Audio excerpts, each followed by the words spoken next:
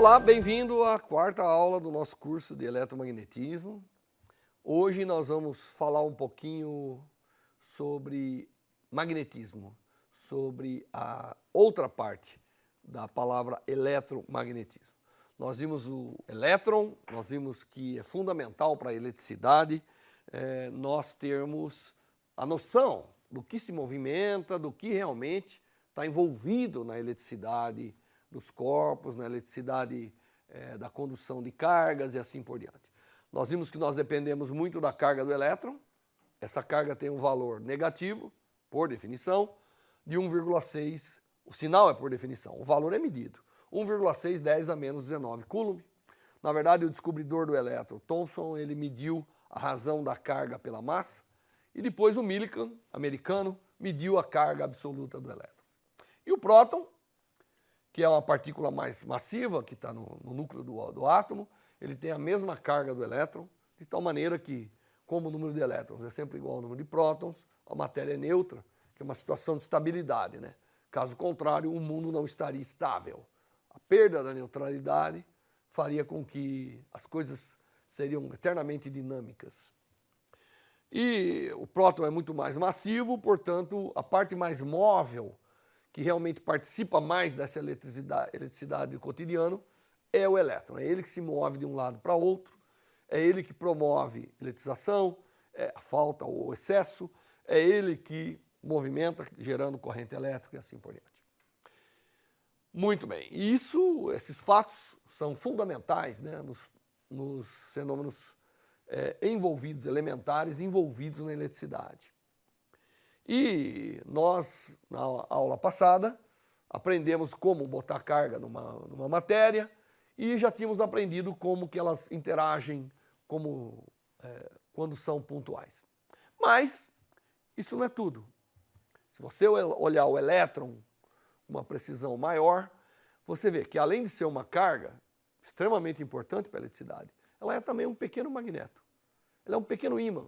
O elétron tem associado a ele um pequeno campo magnético, que não é só ele que tem esse privilégio, quase todas as partículas da natureza têm esse privilégio, exceto uma, eu acho, que não tem, as demais têm.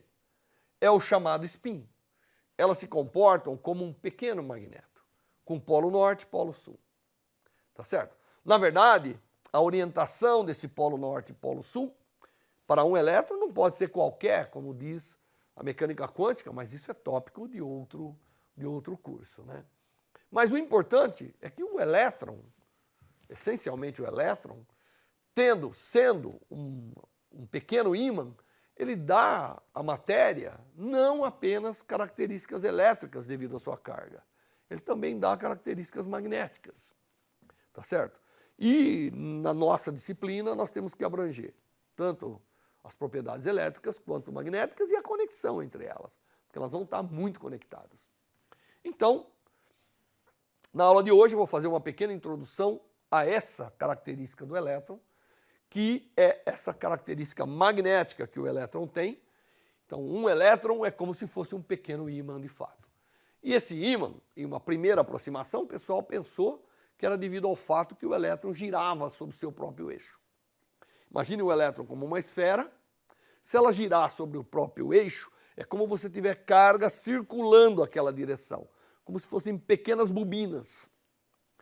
E já havia sido discutido anteriormente que essa corrente elétrica, que gera, porque são agora carga em movimento, né, gera um campo magnético. É por isso que quando você faz um loop de fio, passa corrente, ele comporta-se como um ímã. Né? Ali é o campo magnético gerado.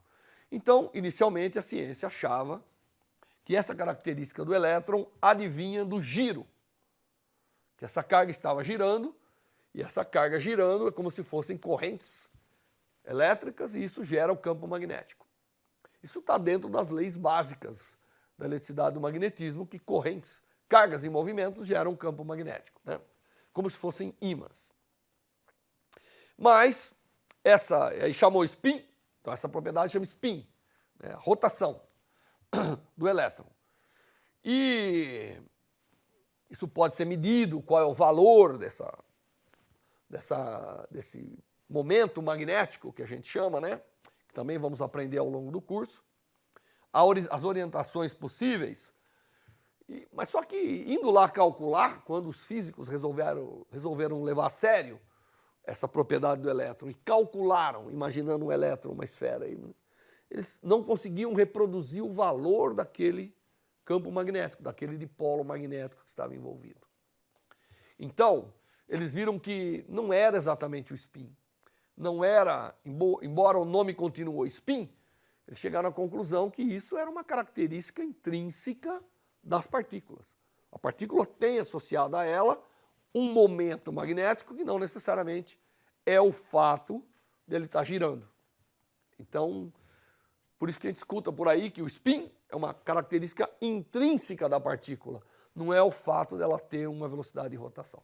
Embora um corpo eletrizado que tenha rotação vai produzir um campo magnético. Muito bem. Mas o que é importante para nós é que essa característica do elétron, que também está no próton e que também está no nêutron, que quando se descobriu que o nêutron também tinha spin, falou, mas peraí, ele não tem carga, então não pode ser realmente o giro da carga, tá certo? Tem que ser algo intrínseco.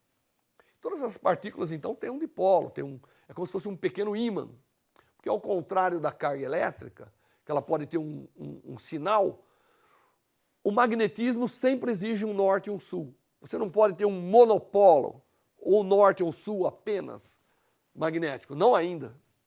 Né? Então, o magnetismo sempre vem associado com norte e sul, por isso que a gente chama que é um dipolo. Não é? E não é que nem um monopolo, que é a carga do elétron. O elétron é um monopolo elétrico. Ele só tem uma carga, assim como o próton e assim por diante. E depois nós vamos ver as consequências disso, na origem dos campos e assim por diante. Então, o spin é uma propriedade importante porque ele vai imprimir à matéria a natureza magnética. Tá certo? Nós não podemos mais só olhar a natureza elétrica. A natureza magnética vai ser importante. E o spin está conectado, historicamente, desde a descoberta do elétron. Muitos experimentos foram feitos para estudar essa característica dos átomos, porque o elétron está dentro do átomo e tudo tem momento magnético, o átomo vai acabar tendo também uma característica de spin. E existe um experimento muito famoso, que é o Stern-Gerlach, que mostrou como por que isso está associado com a natureza quântica, assim por diante. Mas, de qualquer maneira, tudo isso é menos importante. O importante é que houve estudos profundos e nós temos partículas que constituem a matéria com características magnéticas, não apenas elétricas. E como que as partículas que caracterizam a matéria compõem a matéria como um todo, o átomo como um todo, que é a unidade básica, passa a ter características magnéticas. E se ele tem característica magnética e ele forma os materiais, então os materiais têm característica magnética. Então existe aí o chamado magnetismo que nós temos que aprender. Então o magnetismo não é só produção de campo magnético, é também a constituição da matéria, assim como a eletricidade não é só campos elétricos, é como interage com a matéria, porque a matéria tem carga. Então, semelhantemente ao que nós explicamos para a carga elétrica, poderia ser explicado para a carga magnética. E o elétron, quando se transmite de um lugar para outro e assim por diante, ele leva essa característica. E é uma informação importante, porque agora eu tenho esses dipolos, eu posso alinhá-los mais ou menos, um para cima, um para baixo. Eu posso codificar a informação no spin do elétron. E é assim que funcionam os discos dos computadores, a memória dos computadores. Não funciona com a carga, funciona com o spin, com a propriedade magnética. Então são propriedades importantes da gente estudar, tá certo? E o que eu vou fazer nessa aula é viajar um pouquinho pelas propriedades da matéria associado com o magnetismo. Mas ao longo do curso, nós vamos elaborar mais sobre as chamadas propriedades magnéticas da matéria e sua indução e sua interação e mesmo a conexão do magnetismo com a eletricidade nós faremos ao longo do curso. Mas para mostrar a importância que tem, da mesma maneira que nós mostramos que corpos carregados vão atrair, corpos magnetizados também vão se atrair. Mas eu queria usar essa aula para falar um pouquinho das propriedades dos materiais que advêm desse spin, que é extremamente importante. Então, como o spin está na intimidade da matéria, então a intimidade da matéria tem também essa característica magnética. Tá certo? E esses dipolos magnéticos, como eu falei, eles podem, a configuração deles, a maneira deles se arranjarem como um todo e entre eles, leva a matéria a ter diferentes propriedades, né? E isso é a origem do magnetismo, é como são essas propriedades. Então lá na antiguidade, o pessoal sabia que tinha certos minerais que quando se aproximava do ferro, né, ele atraía o ferro. E não tinha eletricidade ali, era algo além da eletricidade, era um magnetismo que já estava ali. Então, a história do magnetismo é bem parecida com a história da eletricidade do ponto de vista de descobertas de corpos atraindo corpos e assim por diante. Então, vou falar um pouquinho para vocês das diferentes formas que tem a manifestação dessa natureza magnética da matéria. E para falar disso, nós temos que imaginar a matéria constituída por esses pequenos dipolos, e as formas deles se comportarem dá características diferentes à matéria como um todo. Então nós temos em primeiro lugar os chamados materiais ferromagnéticos, que fazem parte do ferromagnetismo. E o que são esses materiais? Na intimidade da matéria, esses pequenos dipolos se orientam, estão em domínios. Esses domínios estão lá. Na média, né, como você tem domínios aqui, domínios ali, domínios lá, eles se anulam. Porque o norte com o sul se cancelam aí e vão produzindo coisas que macroscopicamente eu não consigo observar. Se eu pegar determinados materiais e eu colocar na presença de um campo fixo, esses domínios se orientam. E aí eles passam a ficar assim permanentemente. É assim que eu faço os ímãs. Então o ferromagnetismo é que permite produzir esses ímãs que a gente compra nas lojas, que estão dentro dos alto-falantes e assim por diante, tá certo? Nos fones de ouvido, muitos deles e assim por diante. Então, essa é uma característica, é uma classe de materiais que tem todos esses pequenos magnetos lá em domínios e quando eu oriento eles permanecem. Então eu produzo um ímã macroscópico, um domínio macroscópico magnetizado. É uma classe de material extremamente importante, não de importância tecnológica, mas mesmo da natureza. Existe um outro tipo de material que se comporta um pouco diferente, que é o chamado ferrinho magnético. Então, esses materiais, ao contrário do ferro magnético, eles têm, a nível microscópico, domínios, amplitudes, porque a gente compõe todos esses pequenos spins e tudo isso. Você tem regiões, domínios, de maior dipolo e domínios de menor dipolo, e eles se opõem um ao outro. Tá certo? E não importa o que eu faça, que campo eu aplique a eles, eles sempre estarão magnetizados. Então isso aí, um exemplo disso é a magnetita, que é um minério, né, um minério que contém ferro e oxigênio, é um óxido, né? E que ele é permanente magnético. Eu ponho um campo, eu posso mudar um pouco, mas o desbalanço está sempre lá. E eu então tenho esse ferrimagnetismo como uma característica de alguns materiais que estão ali e que são importantes por várias razões, não só históricas, né, mas extremamente importante do ponto de vista, inclusive, de geologia, assim por diante. Então, esses domínios nunca se anulam. Então, por mais que eu queira desorientá-los, eles permanecem. E esse sistema é permanentemente com uma certa magnetização macroscópica. Porque se os domínios magnéticos estão lá no spin das partículas, se desorientarem, o magnetismo global acaba perdendo. Uma outra classe de material são chamados antiferromagnético. E é um comportamento diferente, porque a nível microscópico eu tenho domínios magnéticos, tenho esses dipolos, cuja origem eu já falei, só que eles estão opostos. E nada que eu faça consegue mudar muito isso. Mas eles têm uma característica importante. Quando a baixas temperaturas, tem uma temperatura que a gente chama temperatura de Néel, quando você está a baixas temperaturas, eles eliminam a característica magnética. Se você subir a temperatura, ele poderia mudar as características e voltar a ser uma outra classe. Mas a baixas temperaturas, sempre ele tem um campo magnético final nulo, produzido externamente. Existe uma outra classe de materiais. Exemplo desse último é o cromo, o elemento químico cromo, né, o metal cromo. Existe um outro que é o paramagnetismo. Aqui os materiais apresentam propriedades magnéticas quando sujeitos a um campo magnético exterior. Só quando sujeito a um campo magnético exterior. É como se estivessem domínios zanzando no campo zero. Quando você bota um campo, eles se orientam mais ou menos, mas dá uma preferência. Então são materiais que quando você aproxima um ímã, eles se orientam, quando você tira o ímã, eles desorientam. São os chamados materiais paramagnéticos.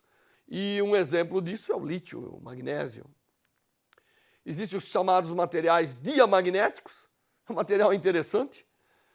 Eles não têm dipolos realmente orientados, mas quando você bota um campo, ele gera um campo contrário, tá certo? Eles só apresentam propriedades magnéticas na presença de um campo externo. Porque nós vamos aprender também que esses dipolos, na presença de um campo, tendem a se orientar ou anti-orientar com o campo. Aqui é um caso que eles se orientam contrário ao campo, né? Dando características interessantes ao material. Um exemplo disso que nós temos é o ouro, a prata e assim por diante. São elementos diamagnéticos. Você vê, a natureza magnética, o que eu quis dizer com tudo isso é que essa natureza magnética da matéria gera maneiras diferentes do próprio material responder a campos externos, né? O magnetismo não é só coisa que permanentemente é magnética. A maneira da matéria responder a um campo externo magnético, semelhantemente ao elétrico, né, vai gerar classes de materiais diferentes. A aplicação da existência do magnetismo na matéria é muito ampla. Vai desde coisas elementares como levantar um carro por um ímã, até o motor. O motor, na concepção atual nossa, ele tem que ter, em alguns casos, ímãs permanentes que fazem ele rodar. Não é? A natureza magnética da matéria permite eu enxergar dentro da matéria. Esse é o processo de ressonância magnética, que vai lá a nível eletrônico, consegue verificar que campo eu preciso para orientar, desorientar, e com isso eu consigo construir imagens. Essa é a chamada ressonância magnética, né? Nuclear, então, portanto, é com o spin do núcleo. Memórias magnéticas de computador e uma vastidão enorme de outras aplicações que nós temos na natureza e que, às vezes, a gente nem sabe que está ao redor e que depende da natureza magnética da matéria. Bem, o que nós cobrimos nessa aula foi um aspecto diferente do aspecto elétrico, que é o aspecto magnético da matéria. A resposta que o sistema tem, enquanto a eletricidade vai cuidar da resposta da matéria ao campo elétrico, causado por cargas, o magnetismo vai cuidar da resposta da matéria a campos magnéticos. E a interconexão disso tudo também vai aparecer. Com essas aulas que nós demos até agora, nós temos as bases para prosseguir com as leis fundamentais da eletricidade e do magnetismo e o entendimento dessa área de uma forma global. Então, espero vocês na próxima aula. Até lá.